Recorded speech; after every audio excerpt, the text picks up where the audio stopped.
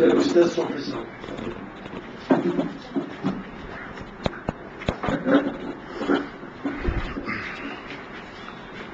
السلام عليكم ورحمة الله وبركاته. بسم الله الرحمن الرحيم، الحمد لله والصلاة والسلام على سيدنا رسول الله أنت. في البداية أعتذر عندي فترة الحمد ويبدو أن تعبان زي الدكتور عمار، لكن إن شاء الله الصوت واصل. في الحقيقة سأنطلق مما بدأ به الدكتور عمار، ليس مطروح الدين وإنما الموضوع حماية العقائد على خلفية دينية أو مستبع الدين عند الطلبة.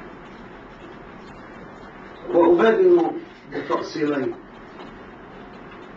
تأصيل أختلف فيه مع بعض ما ذهب إليه الأستاذ نجاة أرجئه، وتأصيل جئت أقول أن حرية العقائد أن حرية المعتقدات الدينية هي في الأساس ليست محلها، لأنه حماية الحقوق والحريات واجب على أي دولة في العالم، بل واجب على أي شخص بيحترم نفسه على الأقل ليضمن احترام المجتمع لحقوقه وحريته بالمثل، لأنها ثقافة وممارسة.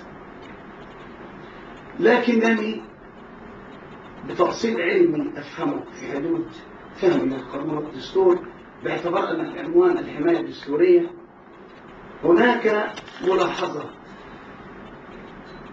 ليس شرطا أن تكون الدولة لها دستور يكفل، لكن الشرط أن تكون الدولة دولة دستورية، لأن كل الدول الفاسدة فيها دستور.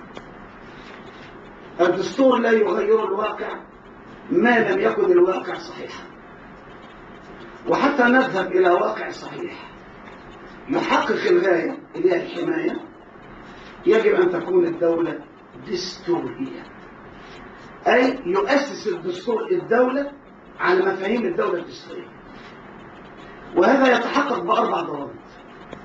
الضابط الأول: أن تذهب أحكام الدستور إلى تقييد السلطة لصالح الحرية، يكون الدستور أمين على الحريات من باب تقييد السلطات من التغير.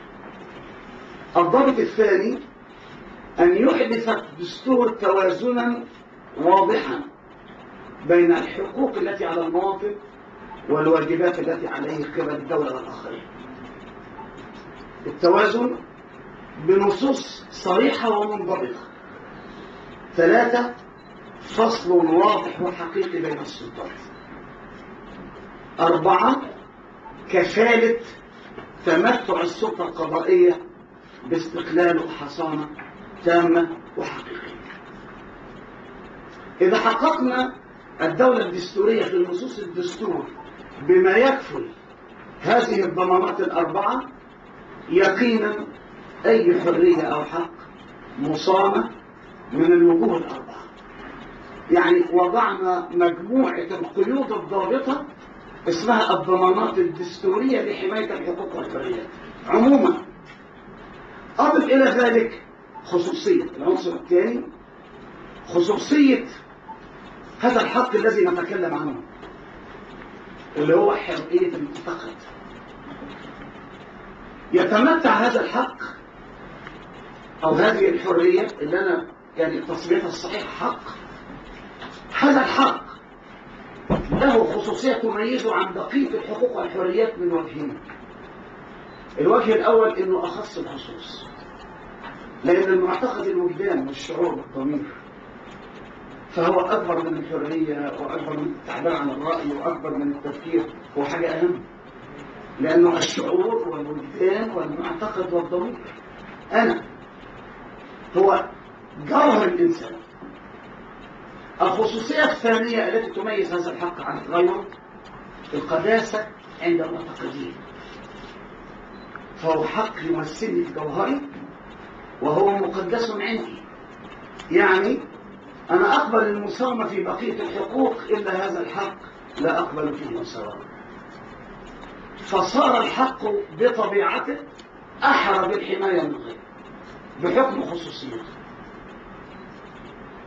حتى نصل إلى تمكين هذه الحماية بحماية حقيقية يجب أن نفرق بين عدة اعتبارات.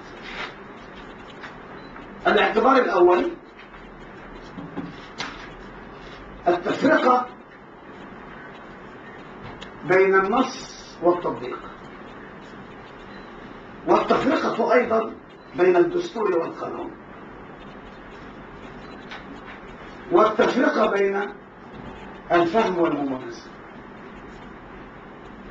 بهذه العناصر التي أجملتها تمثل في مجموعها سياج حقيقي لحماية حق مقدس. بدون هذه الاعتبارات سنتكلم في كلام بلا دواعي، وسنضع نصوص بلا أثر، وسنبني حصون مختلقة.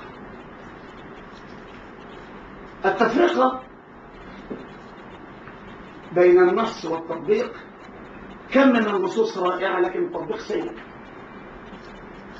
والدكتور عمار في المقدمة أشار إلى جزء منه، يعني لا يحمل سلوك المرء على معتقد، لأنه كثيرا ما يخطئ، لكن يبقى النص نص.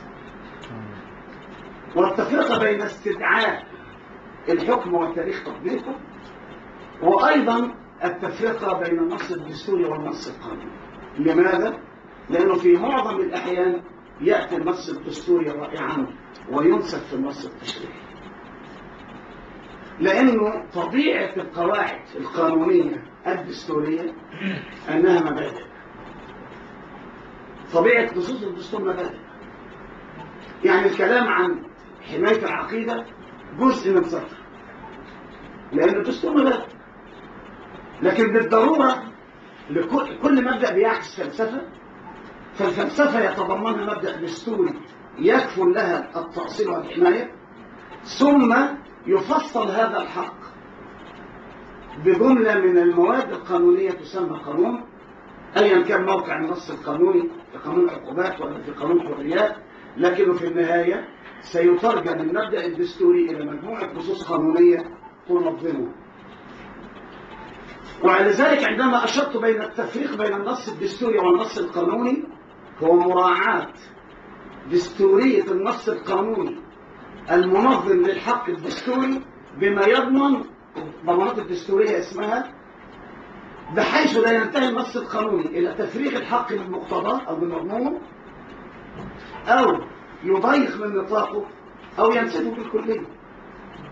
اسمها معوقات أو مخاطر أو مهددات إنزال المبدأ الدستوري في صياغة قانونية باسم حماية النص أو تنظيمه. هذا هو الذي أفهمه كأطر دستورية لضمان حماية الحق. طبعا بقية الكلام لا يحتاج إلى تفصيل، لكن أعود إلى جزئية الدولة. الدولة ظاهرة إنسانية في العلم المتخصص فيه أستاذ الدكتور عمر، وعندنا بنسميها شخصية اعتبارية في القانون.